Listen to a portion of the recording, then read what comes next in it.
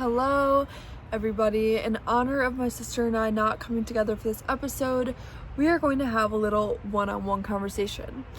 The topic today is letting go. What have we let go of? What are we trying to let go of? Well, I'll just tell you, because God revealed to me today that I'm actually free of something that I've been trying to be free from for 10 years. So this is kind of going to be a little bit of a testimony. But I'll go back to the beginning. When I was about 12 or 13, I genuinely thought I had OCD.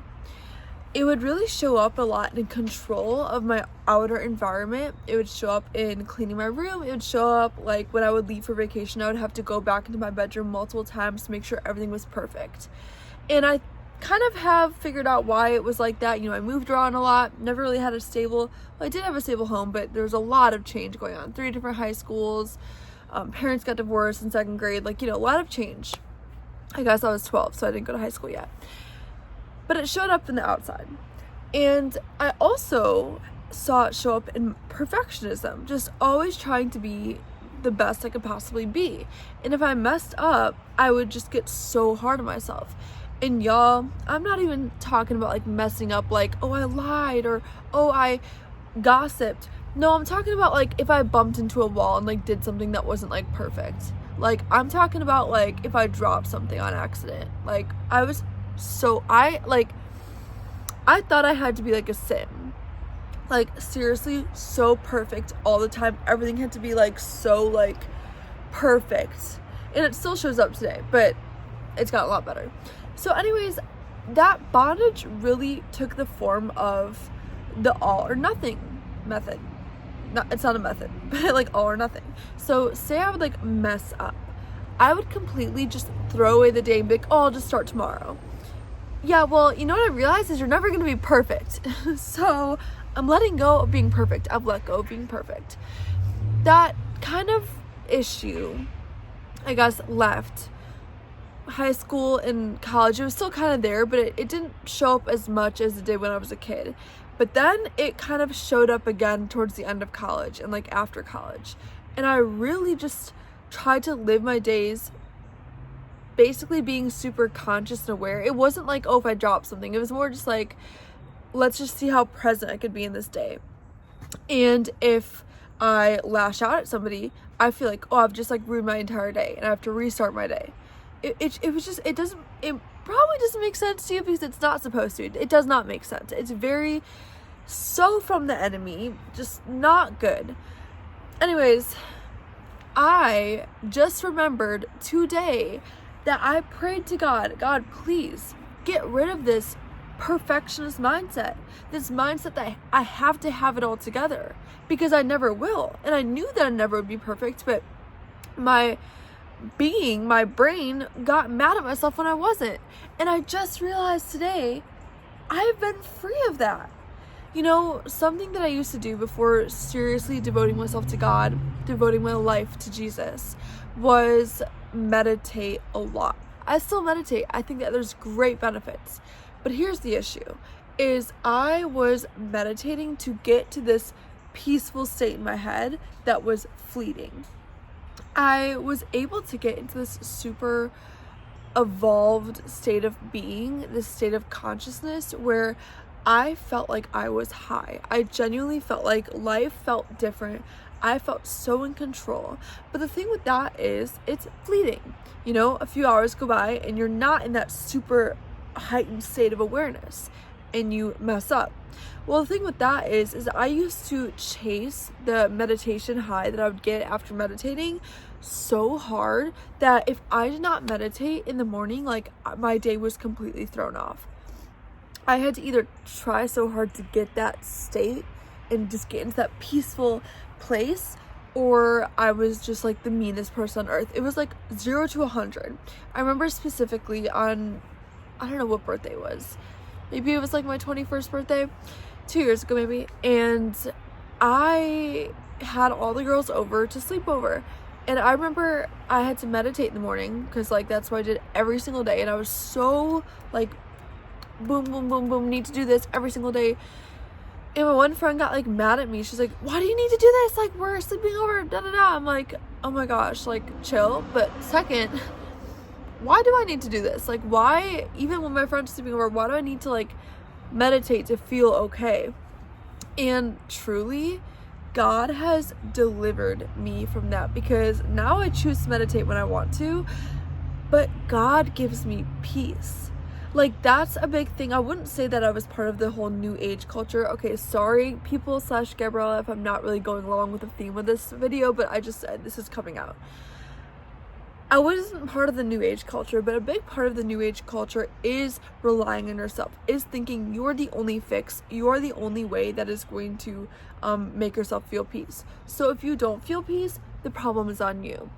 Well, what I found from truly begging God to help me was He can actually give me the peace. If I just actually let go and surrender and not think that I'm the one that needs to do this, I can actually find peace in Him. And as I reflect on my life, I really realized how much perfectionism had taken a toll on me and had seriously chained me into bondage. If we were made to be perfect, we wouldn't need to rely on God. God created us to be imperfect beings so that we could rely on Him. How beautiful is that? Because like, if we were all perfect, we would not need God. We wouldn't. But I'm actually starting to like my imperfection, because without imperfection, this life would be really boring, and I love to learn and grow and evolve and like challenge myself. So, moral of the story, I have let go of trying to be perfect. Gabriella, you're gonna be like, oh my gosh, Gabriella, you know what I'm about to say, maybe. I don't know.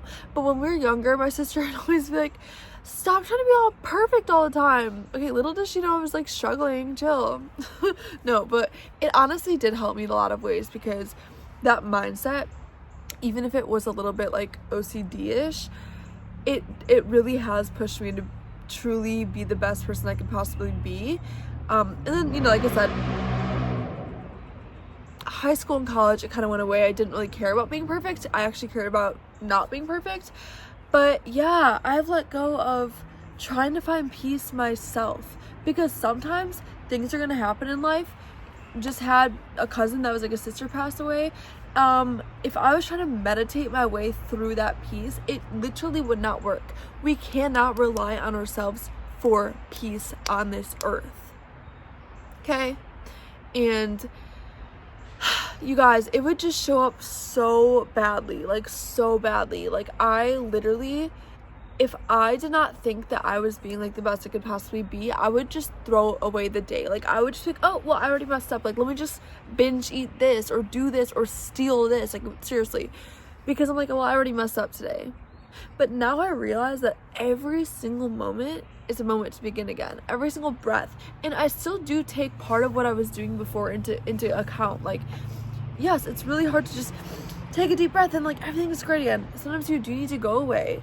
Go with God, go pray, go outside, go sit alone, do whatever you need to do to recharge. I still do that. I get overstimulated very easily, and I do need to go away. I do need to go outside nature. I do need to like literally touch some grass. Like, that does recenter me.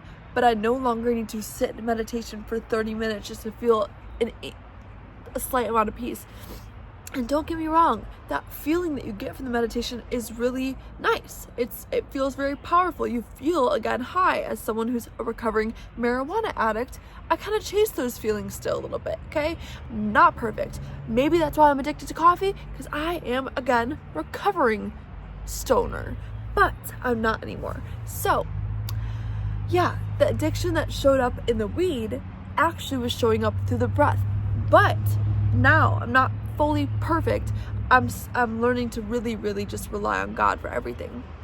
But there is some like controversy around like meditation, being Christian. I think that if you put anything above God, that's an idol. If I keep putting meditation above God, that is my idol.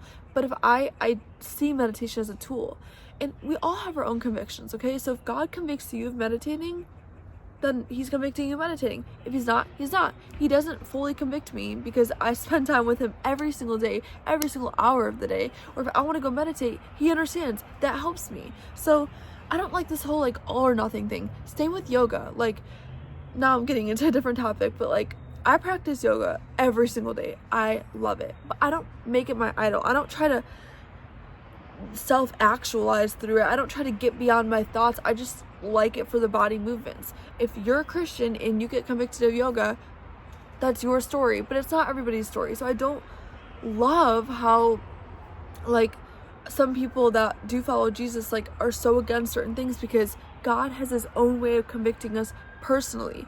Yoga and meditation, although that's characterized as new age, it's not. That these things are ancient. So anyways, I have my own forms of trying to get peace, but above all, I find it through God.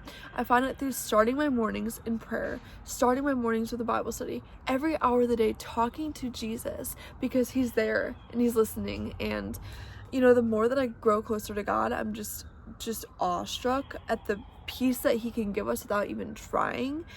And yeah, so that's my story. That's what I've let go of. I've talked about so many things in these 11 minutes, but ultimately I feel fully free from the bondage of perfectionism, I think that's really it. Perfectionism. Because now it's like I give myself so much grace. Like, I wouldn't say I like it, but when people call me out on something, I appreciate it, because I'm like, what can I learn from? Like, thank you for letting me know. And I'm so sorry that I did that and, you know, hurt you in that way or whatever it is. But I love feedback. I love constructive criticism, because there is that deep part of me that really does like to strive, but there needs to be a healthy way to do it. So anyways, thank you so much for listening. If you can relate to this, please let me know. I've actually talked to a few friends who've been able to relate to this on some level or another, and that was so freeing for me, because this was one of those things that it's kind of hard to receive if you don't fully understand it, because it's kind of like, how did you like what?